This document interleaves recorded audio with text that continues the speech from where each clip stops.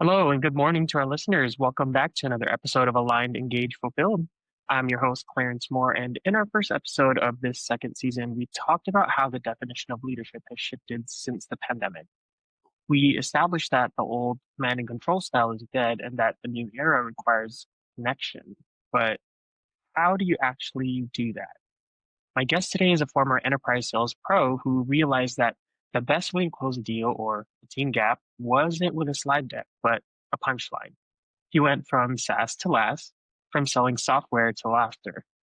He argues that the most effective tool for this new era is one that most leaders are afraid to use: humor. Kevin Hubschmann is the founder of Laugh.Events and a pioneer of LaaS, or laughter as a service. And today we're challenging the idea that professionalism means checking your personality at the door. We're looking at how humor is the most underutilized asset for engagement in 2026. We're going to explore how the principles of improv, like active listening and psychological safety, are actually the foundational skills of high engagement leadership.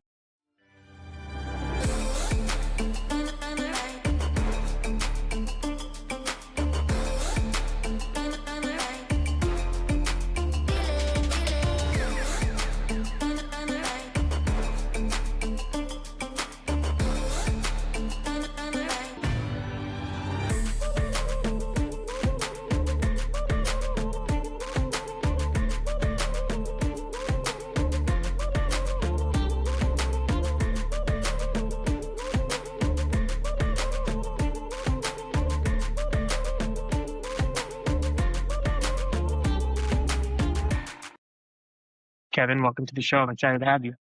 Thanks for having me, Clarence. Excited to be here. Of course. Well, before we get right into the conversation, I want to start with a barrier that I see in many organizations, and I call it performative professionalism. It's this outdated legacy belief that to be taken seriously as a leader, you have to be serious. You have to be stiff. And so we confuse this idea of solemnity with competence. Hmm. But you come from the world of sales and comedy. You built a business on the opposite premise. And now you're arguing that unclenching is actually a competitive advantage. Why do we still have this hangover in the corporate world where we equate silence with productivity? And what happens to your team's engagement when a leader is brave enough to drop the mask and actually have fun or be funny?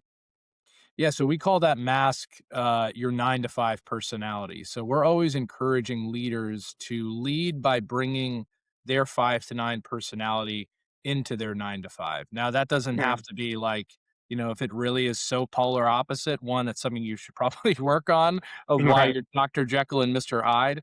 Um, but, it doesn't have to be like really huge swings. It could just be, you know, adding more levity into the environment. I think when you are able to bring some of that 5 to 9 energy into your 9 to 5, you're also giving your team permission to do so as well. It wasn't until one of my managers said to me on a sales call I was on that he overshadowed, and he said, "Hey, stop being so salesman and start being more Hubschmann."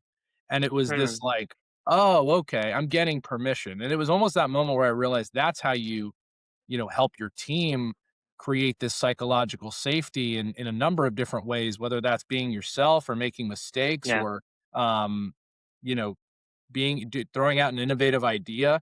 You need to give them permission that there's no wrong answers, or that failure is totally welcome, or that you could kind of fall on your face as you do it. So the idea that your boss needs to be helping you create that psychological safety, it's almost like a snowball effect. I think it happens because of years and years of the boardroom having the opportunity to say, "Hey, this is how we have to act. You need to come to work and know that I'm serious. And if I'm serious, you're going to take yourself seriously." And that seriousness could mean productivity. But a lot of data shows that, you know, seriousness does not equal productivity, and levity can actually equal more innovation, creativity. In a world now where we have so many systems that allow for our productivity, we don't need seriousness to win out. We need levity to win out, because that's how innovation and divergent thinking is going to emerge. I'm not saying jokes like, hey, tell jokes. I'm talking about creating levity through connection and listening and empathetic communication. So Yeah. it's a much different thing than being like, great, bring a joke book to work and let it rip. Although it'd be funny to see.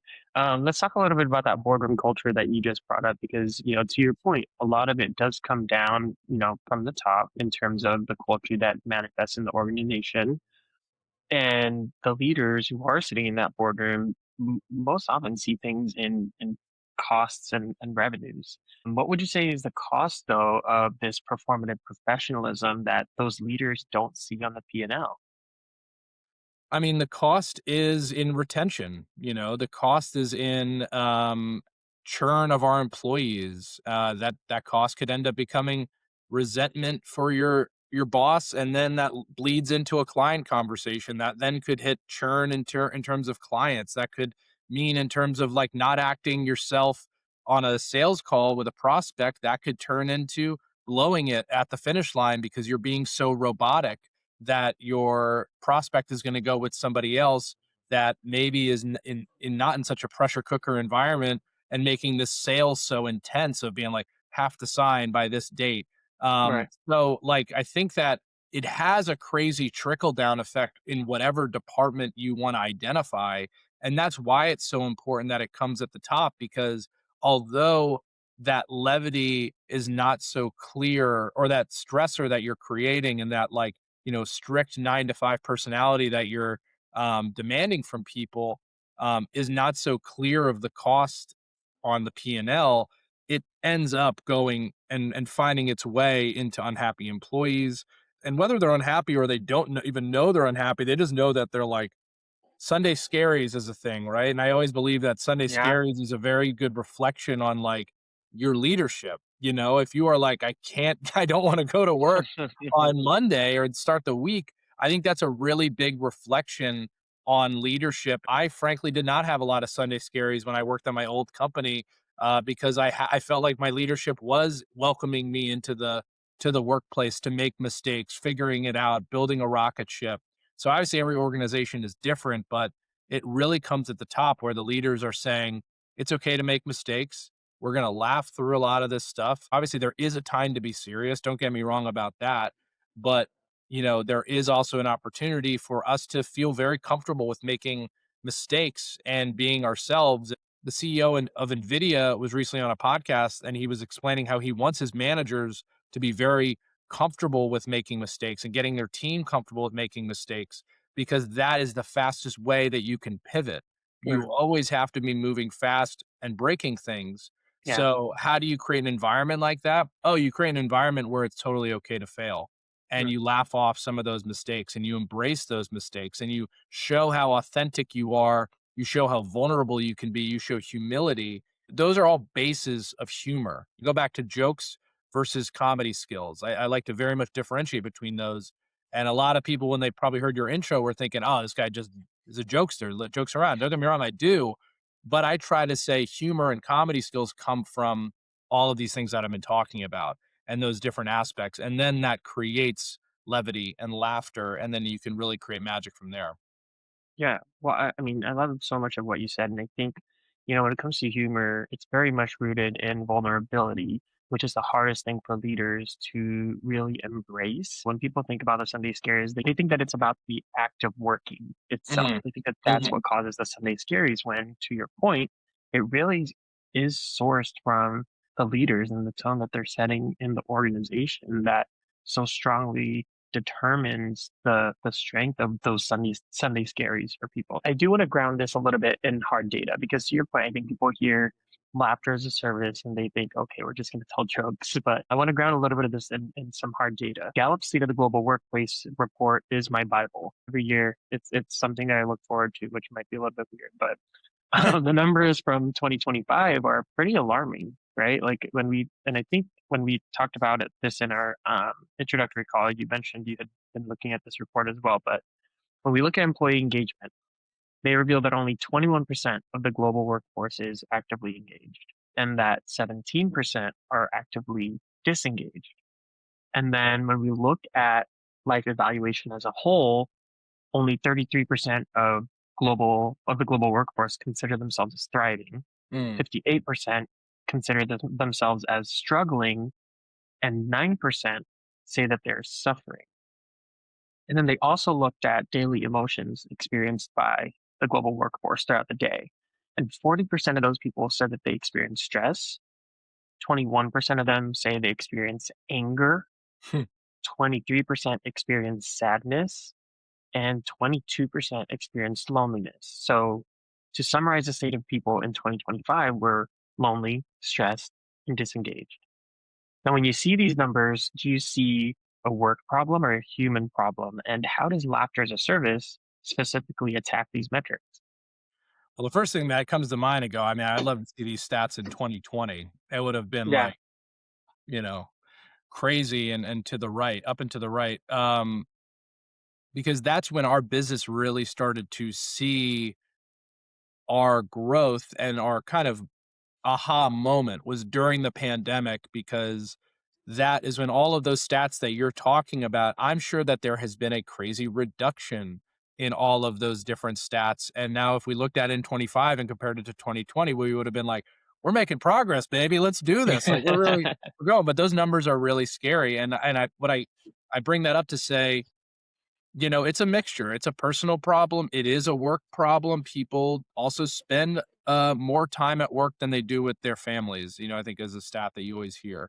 And Sure. so I think it's, as much as it is a personal problem, it is up and the environment that we are in, uh, politically or, just from a human rights perspective, all of these different aspects it's adding a ton of stress and we're opening our screens every 2 minutes. We're on 24-hour news cycles that are constantly bringing up just crazy stuff that's happening every minute of the day. So like our cortisol is just like it's Through probably the roof. at like a level that's so high that it's now our baseline as human beings. Mm. We wake up, we look at a screen, blue light right into our eyes. We're waking up, we're intermittent fasting. We're not having any coffee. We're having coffee as our first meal. Cortisol spiking. Like we're like living in a like spiked era, of cortisol. So I think that like one, yeah, it is a whole component of living in 2025. But you can tell your employees that this is a safe space. And it's not just a safe space of like you can talk about what you want or you can, be yourself. It's a safe space in that this is where you can come to like grow professionally. My first company that I started at, which is the last company I was at, it was always like, hey, we don't expect this to be your last job. We want you to grow in this role. We want this to be like an alumni of like some badass people that like came Right. through. Yeah. And this was the pit stop on that way. And so I think that companies that can really embrace that aspect of being like, okay, we are going to make this a safe space, create awesome values so that people can kind of graduate through this because there's not going to be a promotion for everybody. But then we can kind of bring in this same culture that's going to bring, through a conveyor belt of success and leadership and psychological safety where you know that you are able to really thrive in this environment. And so that's what I think about creating a safe space for people is not necessarily like, hey, are we saying the right things or avoiding saying certain things. I think it's actually like, how do we increase positive communication, empathetic communication? How do we listen to each other a little bit better? How do we not create guardrails, but also just create a wider net in which we can kind of take everything? And again, we might disagree, but we're creating a lot of validation with one another, being like, I get your perspective, and here's my perspective, and going at it from that idea. So I think that it's a mixture, but it really comes at the top of saying, how do we create an environment where it's not just like an offsite in which everything is cool, right? Or it's Mm. not like an all hands meeting where we're all good now. It's Yeah. how is this a day-to-day thing and I think the way to do that is training leaders of saying this is our standard, from the executives down to the VPs who are, managing the directors and the directors who are managing the managers. How are we giving them those skills to allow people to thrive in this environment? And again, I think it's a top down approach and it's a lot of it is a culture shock because you do have to sometimes start from zero, or you have to start from just a very base level. Employees can see when management is getting invested in, because they see that top down, and they also appreciate it. They appreciate that humility, and they appreciate their ability to understand that you know need to change. It goes a very long way, and then that can go into going, all right, they got my back, I've got their back. I'm going to stay a little later. I'm going to work a little bit harder on this presentation. Um, I'm going to give that back because I see that they really care about me. Yeah, but you said something really transformative that I think leaders really need to recognize, and that it's a shift in terms of how you see, I guess, for lack of a better term, the tenure of your employees. Like going into it with the mindset that people have to stay, people have to be loyal to your organization, versus from the very beginning looking at it as, like you said, this is a stepping stone for them towards their next phase, their next career, changes the way that you lead, and it really does. It does affect the employees' loyalty around you, because if you're operating from a place where you are empowering them to learn as much as they can within your organization and then continue to grow, that shifts the entire thing, right? And Totally. so many leaders fail to recognize the power of that and how much that contributes to not just the loyalty aspect, but to the trust, the relationship that a leader has with their employee. And so for those of you listening, that's a very transformative thing for you to take away. So remember that. You painted a very stark picture in terms of 2025 and this always on culture and the height of our cortisol levels. And so I want to talk a little bit about the physiological reset around this whole thing. Something that you talk about is helping professionals unclench. And that word, it's such a visceral word. It implies that we're all walking around in a state of physical and mental contraction.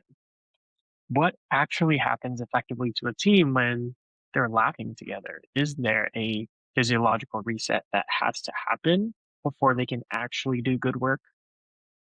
So, from what I have studied and learned being in this space, there are a lot of physiological changes that happen and biological impacts that can happen as a result of laughter. I mentioned you have a decrease in cortisol, right? So that stress hormone is reduced. You have an increase in endorphins, so those feel good hormones are happening. You also it's been shown that when you're laughing with other people, you're also getting a lot of those social bonding hormones Yes. that come along with that. So the ability for you to bond with other people and share in this experience, while also personally feeling good, it has the ability that like, hey, we're having this shared experience together in this environment where we share other experiences. And then next thing up is when you are learning while you're laughing, your brain is able to retain that information a lot better than if it wasn't associated with a laugh. So Sure. laughter also has a really amazing ability to kind of act like a mile marker for your brain of going, let's remember this. This is a valuable piece of Mm. information. So, that is where we use laughter, whether it's in the idea of like, hey, we're going to do some really hilarious entertainment for your group and we're going to share a moment, that's really more reflective on the company, right? Of like, hey, we had a crazy year or month or quarter. Let's kind of let loose and have some fun and laugh with each other. Or it's on the professional development side of things that we do called laughing and development, where it's let's create an environment where we don't need to just disengage for an hour at the end of our year, quarter, month, whatever. And let's focus on developing skills that can make this a long term thing. Let's focus on listening to one another. Let's focus on empathetic communication. Let's focus on taking risks. Let's focus on, just having more levity or being extra curious. It's all of these different components that we try to bring out during our laughing and development workshops because those are the pieces that have a lot of like long-term benefits outside of just the moment in time where you're laughing because laughter has so many of these impacts that you can have, but it also has the ability to like think more creatively. So if you can constantly put yourself and your team in an in a situation where you can laugh with each other, you can kind of generate more brainstorming sessions. You can Mm, have moments where there's you're coming up with a lot of new ideas. You are creating psychological safety for people to speak up. So you're increasing the creativity amongst your team, the innovation amongst your team, and you do not need a professional, for instance, to get you in that zone every time. Because mm, if you've trained enough in it, um, and that's what we try to do with our laughing and development sessions. If you're training in it, you know how to jumpstart your team into it, even if it is just for a few moments. And so, there is this like, let's put a band-aid on this bullet hole and let's laugh with each other. And then there's like, hey, let's do the proper rehab and let's get people feeling good. And so that we can kind of operate independently as an organization and maybe get a refresher from time to time that's reminding that, but it's deep entrenched in the values of your organization, and people not just focused on the P&L and the shareholder value or our investor value, whatever although once you accept money from other people, that's very, very important. So you can't obviously put that away, but you then have to think about the people that are there and the investment that you are making to maximize that investment that you're mm. making. So I think that you can't kind of shy away from that and look at people more as like ants, of in the working world. They are, very complex individuals that need motivation that's not just money. They need motivation that's like, let's go to bat for this organization and for my manager. Yeah. Well, let's talk a little bit about the method behind or not the madness, but let's talk about the method behind the A little laughter. madness. It's a little bit of madness because, to your point earlier, it's not just about bringing a joke book to work and reading a bunch of, or telling a bunch of jokes. So let's distinguish between comedy and improv because comedy is one person trying to be funny. Improv is a group trying to support each other. Mhm. You're using improv as a training tool. Why is improv the superior tool for team building? What does it force a group of executives, for example, to do that a standard workshop doesn't? So yeah, the difference between stand-up comedy and applied improv, or I say I'll do two things: stand-up comedy and improv, and then I'll even go into improv and applied improv. So stand-up comedy is exactly what everyone sees every day. It's a very popular form of comedy. Jerry Seinfeld, Jim Gaffigan, Amy Schumer, these amazing comedians, they come through, they make us laugh. Stand-up comedy has its own place in the professional development world. I know that because that's how I personally was able to grow is through investing in stand-up comedy, but it very much is a individual contributor type of thing. It's you versus the audience. And also it's like, these are jokes, but it's in this moment. And I have a lot of thoughts on like how this is part of the professional development journey, but for the sake of this specific conversation, um, that's why when we talk to teams, we try to lean towards improv. What improv is there's nothing prepared. Stand-up comedy is like, hey, we're preparing an act. Even though Mm, you're making it seem like it's off the cuff, we're coming up with an act. With improv, it is completely off the cuff. It's made up on the spot. You'll never see the same show again. It's never to be repeated. Now, the difference between improv and applied improv is that improv is performance. Improv is in the same boat as stand up and that they are performances for an audience by professionals that it's got to be funny. Like that is the goal. It's got to be funny. Why am I paying this ticket price if it's not? right. With applied improv, it's training. It's applying improv skills, what we do, we call it laughing and development, so that we also stay further away from this idea that it is performative. So with laughing and development, we're using applied improv and applied stand-up skills to train with each other so that we are able to kind of be each other's audiences rather than this needs to go out on stage and be filmed and be on the internet and being just kind of like adding so much more stress and anxiety into the whole experience. So what we are doing with laughing and development is using these applied improv and applied stand-up skills to help people not tell jokes, but to create a foundation so the jokes organically and naturally come. And the laughter Mm, and reactions are very honest and not forced with punchlines. And so that is very much how normal human interactions are. No one's like, why did the chicken cross the road, without it being like a moment. um what we focus on is, I always like to say, active listening and communication. Those are our two foundational Mm, pieces. And the idea is like, hey, we want to actively listen to the person that we are doing laughing and development with, and we are working with on a day to day basis. We don't want to interrupt them. Even though we might have a great idea, how do we suppress that voice in our head that says, hey, interrupt this person, give your idea out? Because if you don't, you might never get it again. Like, how many times have you had that in your head? I have it. all the And what time. I tell that voice is F your good idea. It's this Mm, idea. I have it as a post-it note on my computer so I don't interrupt people. It's F your good idea. And it's this idea of going like, do not interrupt this person. Let them finish, because that you're going to ruin any sort of goodwill by jumping in front of them and saying, hey, I know that it's like Kanye West and Taylor Swift. Like, I'm gonna let you finish. I'm gonna let you No, finish. it's a bad move. So, once you're able to get that active listening bone in you, and then that muscle going, you are then able to empathetically communicate. So now, when it's your time to speak, you can validate what that person just said to you, right? Yes, Mm, yes, I hear what you're saying. You are heard, and it doesn't have to be this long and drawn out, but that's what you're trying to say. You're trying to validate what that person's saying to you. And then you say, and, right? And here's my point of view. It could agree with you, it could disagree with you. But the words that you're using, are you making sure that you're validating that person, accepting their reality? Because now we're sharing in this reality. And are you connecting your thought with their thought? mm, And is a really good way to do that. So eliminating words like no, which doesn't validate, and but or, which are, contractions that are negating what the other person is saying. So I always like to say, like, let's just focus on those pieces, because then we can go into humility and vulnerability and going off of script, and thinking on your feet, all of these different aspects.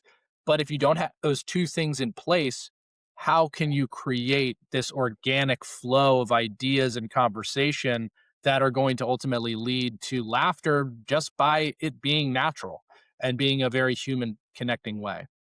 yeah. Well, I love that, and I think that that's exactly where your service, your framework applies to engagement in the workplace. And in my framework, alignment is a foundation. And we spent the whole entire first season of the podcast exploring alignment and what that means in the context of career and business. This second season, we're exploring engagement, and engagement is the action that comes as a result of first being aligned. And you just talked a lot about improv, and as we mentioned, to the uninitiated, it just sounds like making jokes. But to your point, the core rule of improv is this yes and, which sounds very much like validation. And that validation is a very core human need. It means that I accept your reality and build on it.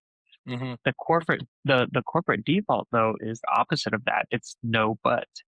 And it's this notion that in essence, I reject your reality to insert my own. And so I appreciate you walking us through the mechanics of yes and as a leadership tool, but how does that simple mindset shift change the way that an employee feels about their contribution to the company?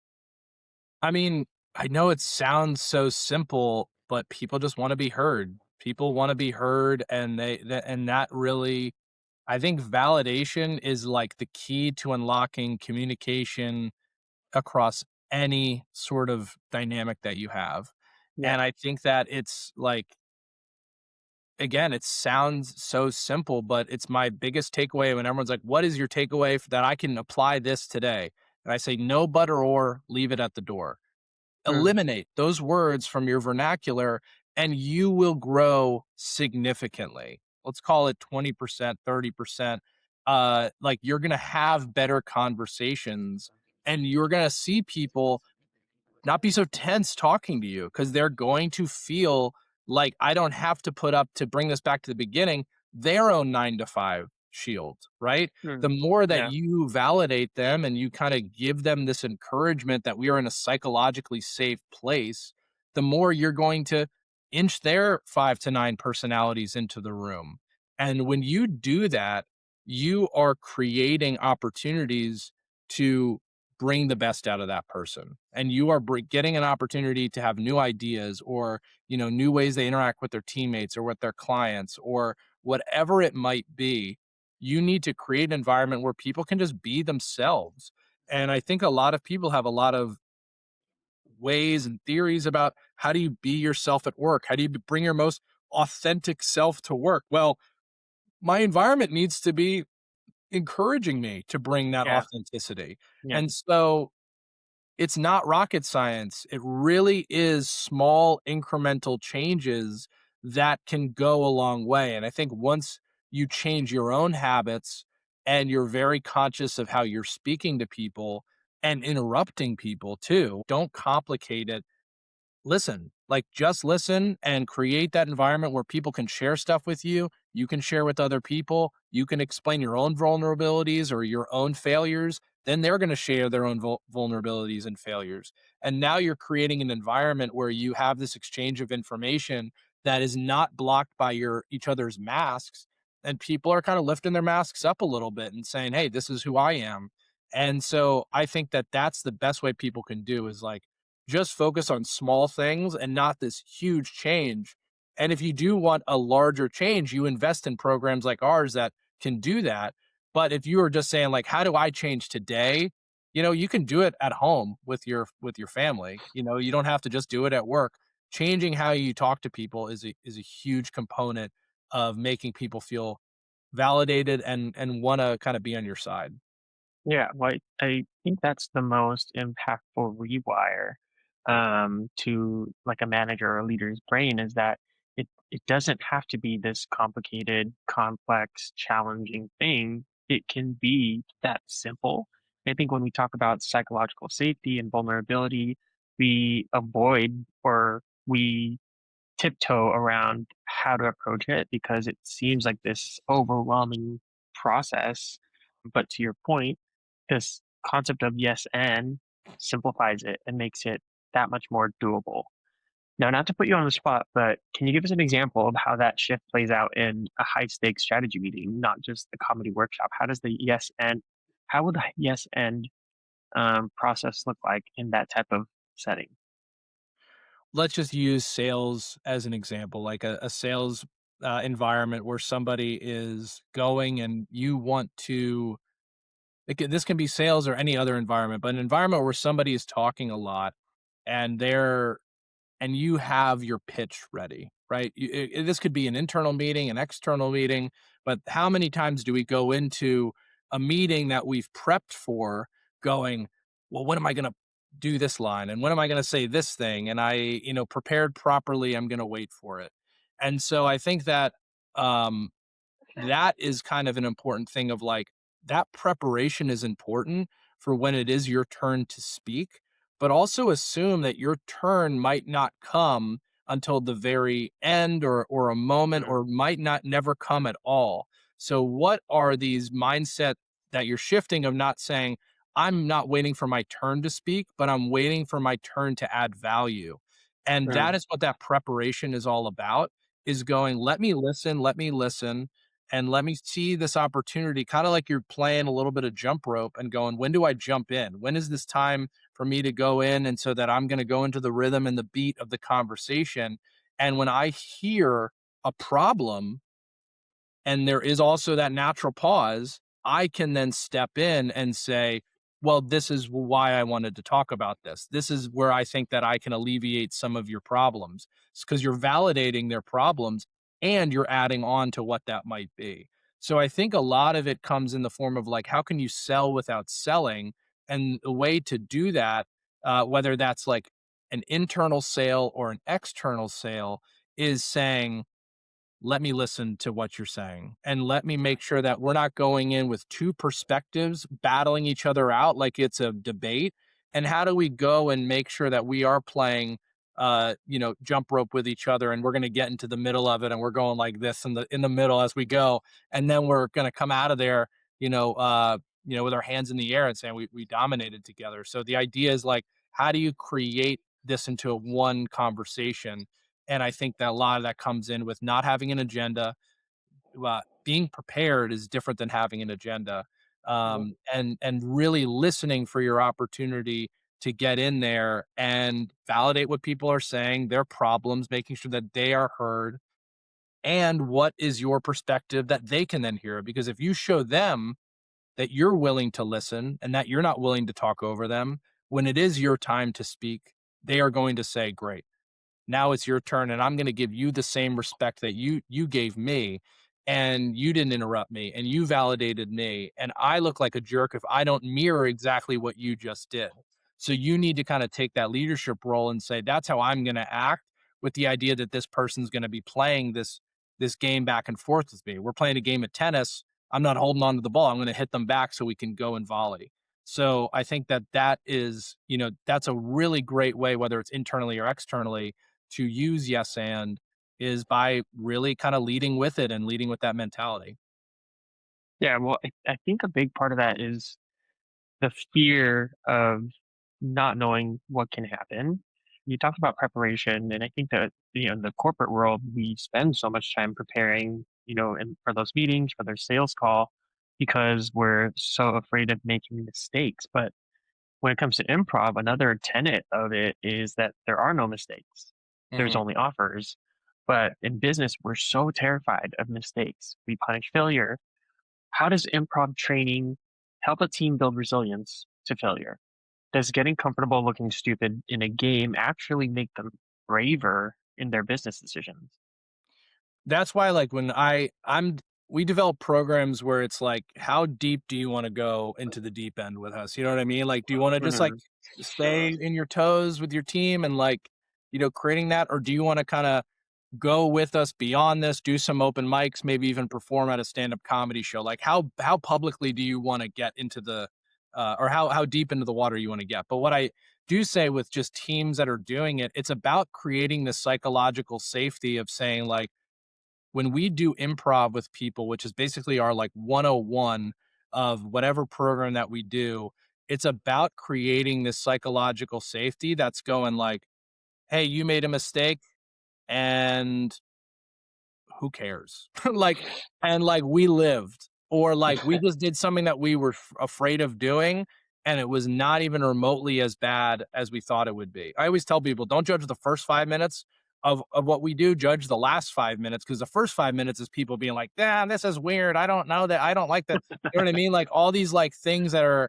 we have people do give us a word before the event and to give us a word after the event. And the words almost always are like in the beginning, they're like, I felt like they're like your Gallup poll pretty much from 2020, but 2020, they're worse than that. People are Yeah. just like really like down. And then when they leave, they're like, I feel great, inspired, ready to collaborate. And so that is really what's great, is that these companies are, they're eliminating roles, right? When you're doing improv, the guy next to you is not your boss, right? He's Mm. clapping Clarence, like he's someone that just did a funny alliterative word with his name, and I now know him as that. I am now kayaking Kevin, and we are humans and we are connecting with each other.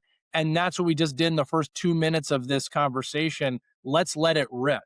And let's know that even if I make a mistake when we're doing something, you're going to take that mistake and turn it into an opportunity. Because in improv, the last thing you do is go, "You screwed it up. What are you doing?" Like you're ruining the flow of it. But you have to say, "Oh, no, we're now taking that and we're turning it into something." So improv is an Mm. awesome way to take mistakes and turn them into opportunities. And what better way of what I said is like creating an environment where every mistake that you make is an opportunity. It's an opportunity to pivot. It's an opportunity to look at the problem from a different perspective. It's all of these different things. And I think that that is what's really cool about what we do, is people get very comfortable with failure, but when they do it with their team, they get comfortable with failing in front of their team, which is usually what they're most nervous about. And if Yeah. you wanted to get even deeper into it, like I said, like get into our programs that are more like high intensity. All right, let's learn about failing in a public setting in front of people that you don't know that are in a public speaking setting or even in a random, coffee shop setting, whatever it might be. I think that people getting comfortable with failure is like the greatest thing that they can Yeah. do. I fail Yes. so much and I have continued to fail, and I really think that I still have so much more to go in terms of failure, but I've noticed that like my learning clip is so much faster and my ability to learn from the failure, accepting the failure is now just, you know, um, table stakes. Yeah. Learning the Right. failure is now all I care about. I'm like, great, how can I fail faster so I can learn from it? And that is from my years and years of being in environments where failure is not just accepted, but it's embraced. Hmm. I definitely need to go through your course, your event because I am a huge perfectionist and failing is probably my biggest fear. But that's a conversation for another time. But we'll definitely have to connect because I'll have to try Let's that. do it. But you talk a lot about the environment, and I'm curious how this works in different environments because as we go into 2026, the context of where we're working is such a big topic. We're in a now hybrid or remote world. And going back to that Gallup data, 22% of people feel lonely. And that's potentially exacerbated by remote work. We don't have the water cooler anymore, which, is the proverbial place to tell jokes. So it's incredibly difficult to read the room on a Zoom call. It's hard to build culture when everyone is a black square on a screen. You pivoted your business specifically to address this. How does humor function differently in a remote environment? How is that quote unquote digital humor different? I think that the digital humor is different because when you're dealing with a remote environment, it's a lot more like transactions, a lot more like Slack messages or emails. Like that's the only kind of thing that you're dealing with. If you do get up from your desk, you're going to the kitchen or you're going for lunch or you're doing whatever. And when you're in an in-person environment, you can get up from your desk and the person that you're slacking with, you can go and see them person to person. You can kind of be like, I know that your communication style on Slack can be a little bit uh, you know, not that friendly, but I now can walk over to you and you're like the man. I love hanging out with you. Like those are two different things. So I think that that's a really hard problem that virtual environments pose is that you can't just walk up to a person and be like, "Let me see who you really are." Your 9 to 5 is really showing right now. You can't kind of break that 5 to 9. So what I encourage everybody to do is invest in the virtual cultures, and I hate to plug our own business, but that's what we do. Like it's about creating, we call them laugh breaks, but it's opportunities where people shut down what they're doing and let's play comedy games where we're learning about one another. I think that remote people still need to be motivated, not just by the perks of working from home, which is really high on their list. And that's probably why they have the job, but you need to find other ways to motivate them. And that could simply be by learning that you and I have a very shared passion in playing the bagpipes or something, or we have a shared passion in a certain type of music or books or reading, whatever it might be. Like, how do we play games where I can learn more about the individual? And we do that stuff, but we tie it next to laughter so that again, it's going into that memory bank a lot faster and we're able to cash that social check with each other. Right. And so, that's what I recommend companies is like, are you investing not just in the big offsite? Great, that offsite's going to be fun. You're going to do it every quarter or depending on how well you're doing, every month or every half a year. Um, what are you doing in between the lines? Sure. And can you spare 15 minutes? I know people are busy. Can you just spare 15 minutes a week? Can it not be awkward? And, I know that you want to save money, so you're going to do it and you're going to facilitate it. Well, that's awkward because now it feels like it's work because you're making Yeah. me share my fun fact in front of people. So like I also think that unfortunately for budgets there is this balance of like you should be bringing in a facilitator, and if money is the challenging thing, work out how that person can be like a fractional facilitator for your organization, that they come in and they kind of know that when this person is in the room, we're going to let our shoulders down a little bit and we're going to have some more fun. I think that's another thing people try to say, let's just have like our teammate run the session or let's have our manager run the session. It's like, sure, that is, but that's a very frankly cheap way to do it. And Mm. it's not just like me saying that as someone who you I want you to hire us. It's saying from the fact that there is data out there that shows that Right. bringing in facilitators changes how information is received. So like Absolutely. they have to do that if they really want to make change. And now if they're saying like they're going through the motions, yeah, do it yourself and people will resent you in the background. Um, but ever to each their own. Yeah, it's the intent behind it. It's the, for lack of a better term, the formula behind it that, to your point, produces different outcomes. I have to play devil's advocate a little bit because I'm sure there's at least one listener listening. There's one leader listening who is thinking, Clarence, Kevin, I'm terrified of HR. If I try to be funny, I might say the wrong thing. So where's the line? How do you teach corporate clean comedy that is safe for work but doesn't feel sanitized, forced, or fake? Well, first off, I don't teach people to be funny. I think that's like a very clear thing. And I think that like that is people's misconception of going back to what I said, comedy skills versus jokes. If you're like, I'm gonna open up my next meeting with a joke that I heard on Netflix, probably not going to go well. One, you're not a comedian. This is not your act either, and you're performing this out of the blue. Like the setup is not right. Comedy in order for it to work needs to be perfect. It's like baking a cake. All of these components need to be good for your joke to work. So if people are just going, I'm going to be funny tomorrow and I'm going to make jokes tomorrow, 9 times out of 10, it is not going to go well Not simply gonna for the land. Yeah. fact that like you're just set up to fail in your environment. So that's the number one Mm, thing I would say.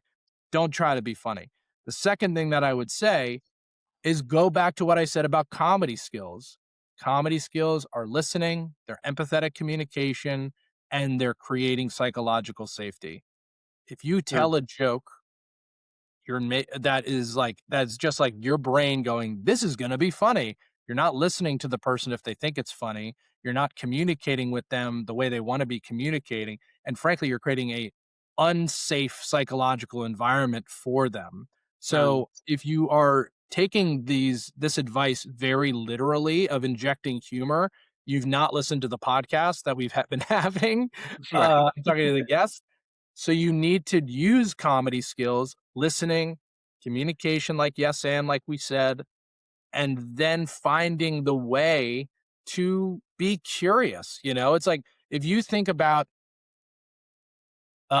stand up, a lot of what's popular in stand up comedy now from a clips perspective, a public facing perspective, is crowd work. What is crowd Mm, work? It's asking the audience what their day is like. It's Matt Rife.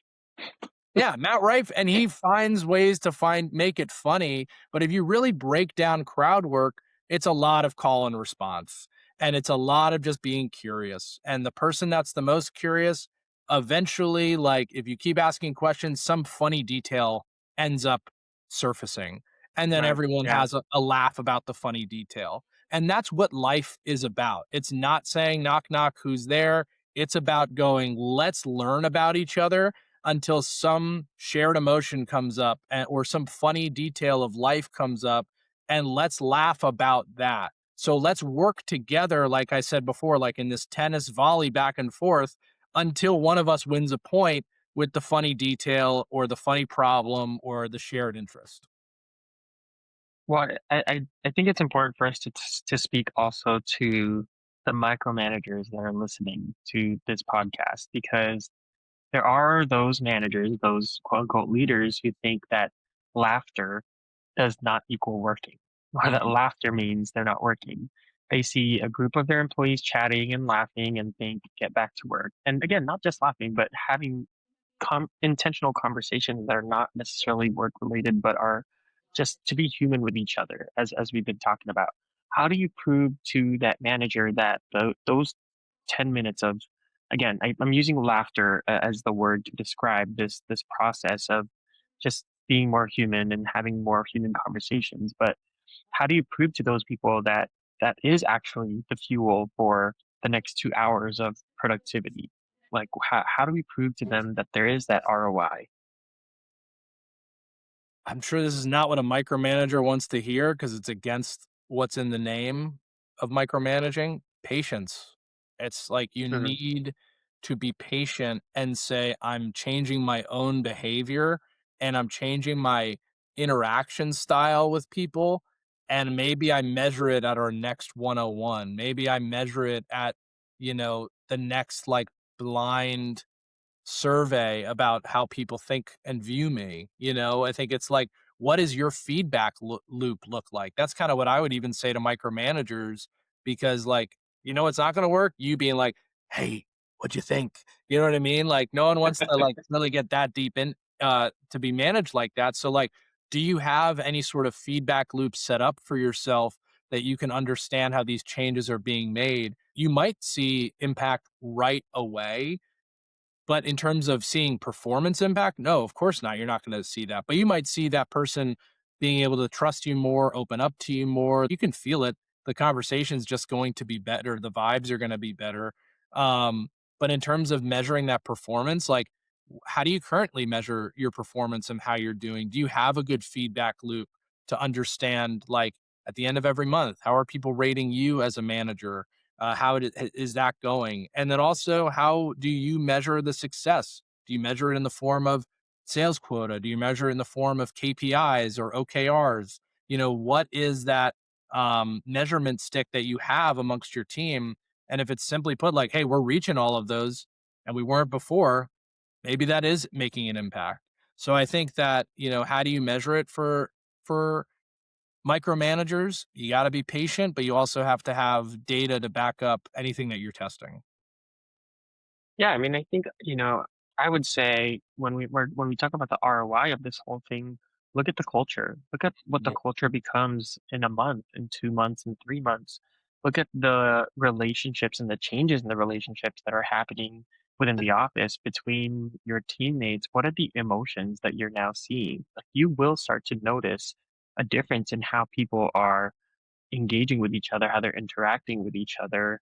And that will translate down the line to what you see on the P&L. It will translate to how people are performing. And I think that's the most important ROI. Totally. I mean, it really is like there's a lot of qualitative stuff you can do, and if you are a micromanager, you probably want some quantitative action. You want to be like, I got to know if this is working. So I think it's a good balance, and I think that um, you just have to be very also self-aware. I mean, I was a manager at one point and I was incredibly not self-aware because I was thrust into this role that I frankly didn't even want, but it was going from like sales contributor, individual contributor into you're doing so well, we'd love for you to manage 5 people under you.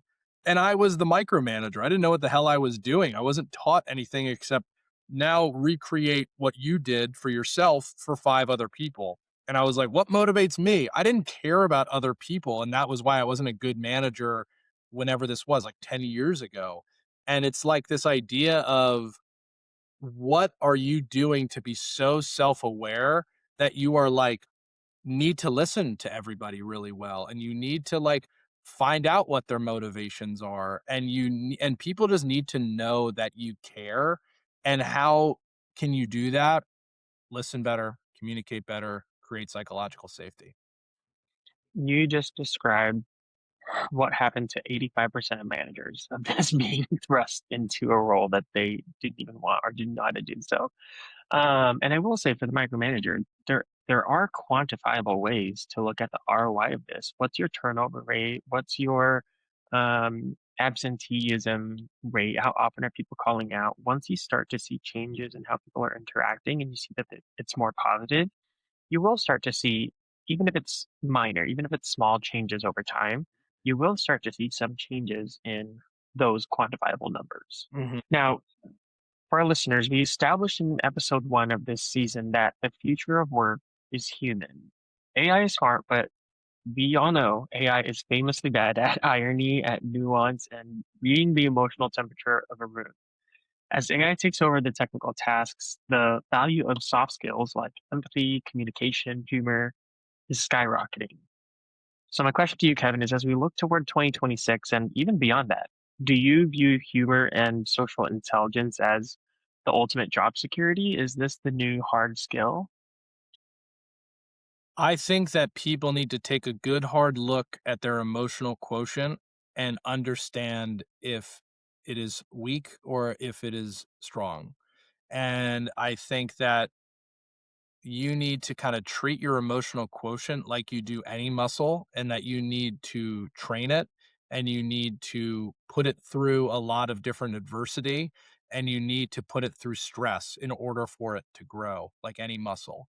So I think that in this new era in which IQ might even be dialed, you know, tied into like an artificial intelligence and what you're able to create from an output perspective, great. That's like everyone maybe will be on equal tools now from an IQ perspective. Obviously, there's a lot more complexities to it than that.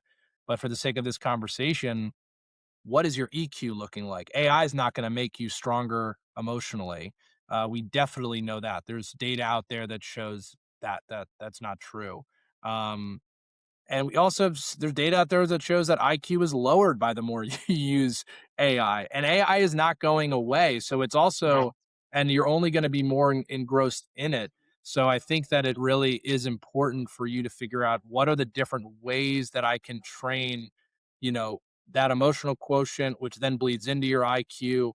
And then how do you kind of grow that, and how do you treat it not like a one-time thing, like you just listened to this podcast, you got something out of it, great. That's step one. Where now it's like listening to any podcast about health. What are you going to do about it next? Are you going to eat better? Are you going to go to the gym?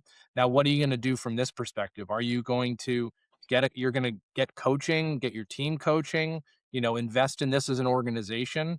Because I will tell you, like, I see it across the board. Managers are their feet are being put to the fire more than anybody Mhm. because of all of the technology that is out there. So how can you grow to understand the pulse of your team so that they know that they need to operate with you, not in spite of you? Yeah. Well, I'm sure there are some extroverted leaders that are listening to this that are like, yes, I love this concept. Let's do it. I'm going to call Kevin tomorrow. But there are also introverted leaders who are listening, thinking, no way, I can't do this. If I try to be funny, if I try to do improv, the whole thing's going to be cringe. Maybe they're serious people and they just would never consider going to an improv class, let alone do it in front of their teams. Mhm. So my question to you, Kevin, is for the leader, for the serious introverted leader, what's one safe, practical way that they can start using this tool tomorrow to without trying to perform stand up? And then on the flip side, for the introverted employee or maybe the manager, what's one small, low risk way that they can bring laughter as a service to their next team meeting without trying to be a performer? I hate to repeat myself, but it is my favorite piece of advice to give to people, but it is no butter or leave it at the door, right? What is that one thing that you can do to I'd say two things. I've already said them again. I'm just going to reiterate them because they are the best actionable things that people can do. But one is like being very careful about the language that you use when communicating with people, as they start to give out their own ideas. So no butter or leave it at the door, using yes and. I think having yes and in your mind is very important, but also knowing what not to use in your vernacular is just as important. It's kind of like you have to know Mm, what to eat well to fuel your body. You also have to know what not to eat. So I think it's important to know both sides of that. And then mm, the other thing I think is like, especially managers, like F your good idea for a hot minute. You know what I mean? Like let your yes. team like know that you're listening, and like Mm, don't listen to hear the end of their sentence. Listen to listen and hear their problems. Just take a temperature on how you listen. And if you are genuinely like listening to get through the checkbox of the questions of your one-on-one, whatever, moving on, you just got to really take a temperature on how that is. And I'd say, make sure that you are going into it with the best intentions and actively listening, empathetically communicating, and creating that psychological safety. Because then magic can happen with your team. Yeah. And I think that that is really what a lot of the times is missing. Are people really just kind of throwing those two aspects, three aspects to the wind, or expecting that active listening plus communication doesn't equal psychological safety. That's like the formula that I try to go off of. So if you're trying to jump to psychological safety without going through the first two things I talked about, you're not going to come up with the right psychological safety. So um, those are my two pieces of advice. And in terms of introverts versus extroverts, I think that my favorite thing, like we do events with engineers all the time, and engineers are typically the most introverted folks. And introvert, in my opinion, I'm even a little bit introverted. I'm not someone to go and like talk and start a conversation with someone at a bar, or, I will grab the mic at any time, don't you worry, but I'm not like dying to do it. You know what I mean? So I think the idea is like, I need the environment to be safe and create psychological safety. And that is the difference between performing improv and practicing improv. And so make sure Mm, that you know the yeah. difference between the two. No one is asking you to go and do stand-up comedy. No one is asking you to perform a great improv show. What they're asking for you to do is practice and do training. It's just like the idea of like, do you do role playing ever? Whether you did an interview or sales or any conversation, have you done role playing before?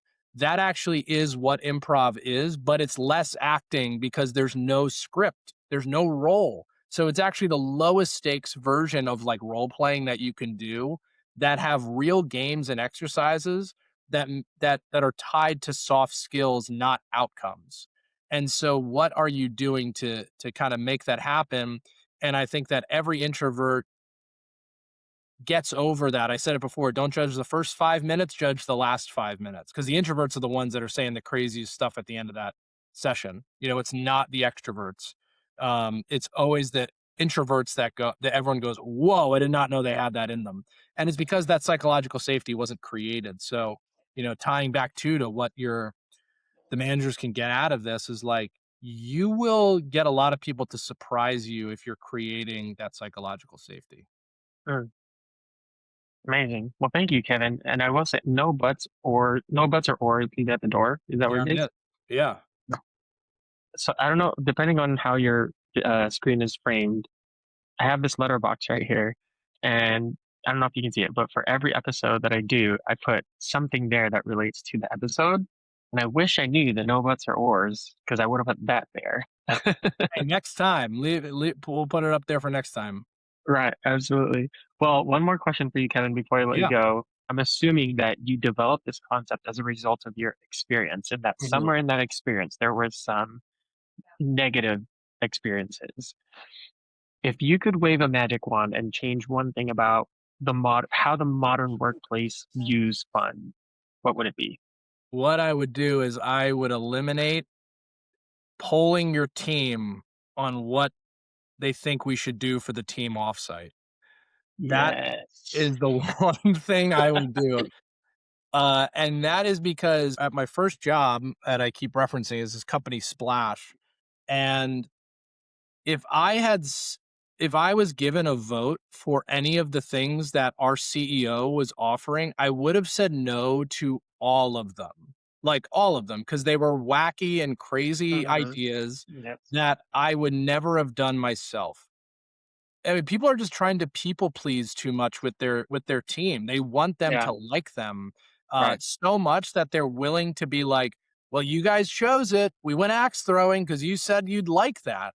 And it's Mm. like, I did axe throwing because it sounds kind of fun to throw an axe. It's Yeah. not relevant to what I'm doing. So I think it's like the amount of times that company I have talked to managers who have been so stoked about working with us, and like they love it, and they're like, I see all this value, this could be great because we're struggling with this. we're going to take it to a vote. And then they show me the vote. I've seen screenshots and it's like booze cruise, axe throwing, improv. And I'm like, of course, you're not going to, like, no one knows what improv, like, also, that's not what I told you to say. That's what we were doing. I said laughing and development because improv is a scary word. But it's Uh, this idea of like, of course, they're going to go with those two very fun things that they might do with their friends. And so, you know, you struck a nerve with me with this question because I think that polling is hurting cultures. You're not developing a culture. And the thing at my old job was the culture was insanely strong. And I have worked with hundreds of companies and I've only found small, minute amount that could hold a candle to the culture that was created where I was. And that is because the people that are leading these cultures are the ones that are going, I know what's best for the organization. I know what is needed for my team. I'm so tied in that I do not need a poll. I know that like these are what we need at this time. And they might yeah. not like it and they might not like me for making them do this, but I do know that they're going to get something crazy good out of it. Yeah, well, I will say that that is true when the leader is a good leader, an effective Mhm. leader. When it's a bad leader with that same mentality of, I know what's good for my team, it can be dangerous. But I You're will right. also say that the polling is nothing. I mean, this is my opinion, but it's nothing but a deference of responsibility, of Totally. accountability. They want to be able to say, I didn't make this decision. We made it together, or you made it. So I think I agree with you on that. It's totally a deference of responsibility. It is like, I'm not an expert in this. You do it. Or like, Yeah. or I don't want to be, everyone wants to be liked, especially managers. And I think that like that's the surefire way to maybe get in people's good graces is giving them the Mhm. power. But there's a time and a place for polling, and I don't think it is when like you need to, if you don't know what's best for your team, you're not doing a good job as a manager and you're not dialed in enough. And let's go back to, square one. What you're saying is like, are you implementing these things and do you know your team to create the best environment for them? Yes, 100%. Well, Kevin, thank you so much for your time today. If people want to connect with you, if people want to work with Laugh.Events, what's the best way for them to do that? So we got our website, Laugh.Events. That's number one. It's in the name, right there. That's where that's our homepage. That's our website. I have a newsletter called LaughRx.Laugh.Events, where it's my personal perspective. I talk about a lot of these comedy skills, always trying to relate comedy back to the professional world, whether that's like individual comedians or just general rules. And then connect with me on LinkedIn, Kevin Hubschmann. I'm the only one there on LinkedIn with that name, so you can't miss me. And yeah, those are the three ways: Laugh.Events, LaughRx.Laugh.Events, and LinkedIn, Kevin Hubschmann. All right, Kevin, thank you. For those of you guys who are listening, we will put all those in the show notes, so make sure to go check those out and connect with Kevin.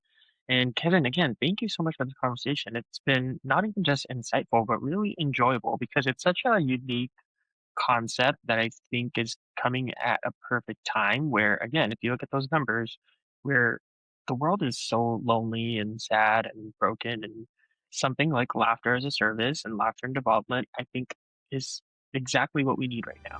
So thank you for bringing Amen. this to us. Thank you, Clarence. A lot of fun. All right, Kevin. Well, thank you so much for being here, and we'll look forward to maybe another conversation in the future. Same here.